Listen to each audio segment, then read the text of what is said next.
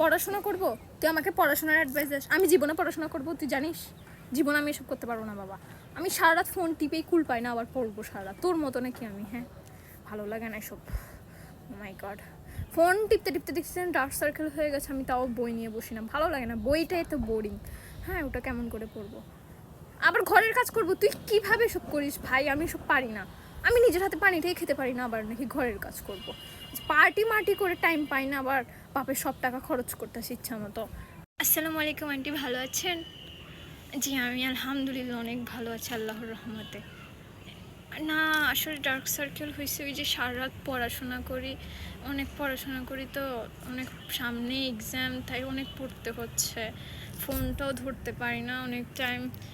হ্যাঁ, আমার মানে কি বলবো, পড়াশোনার এত চাপ, তারপর আম্মুকে এত কাজে সাহায্য করি, আম্মুকে কোনো কাজই করতে দিই না, তাই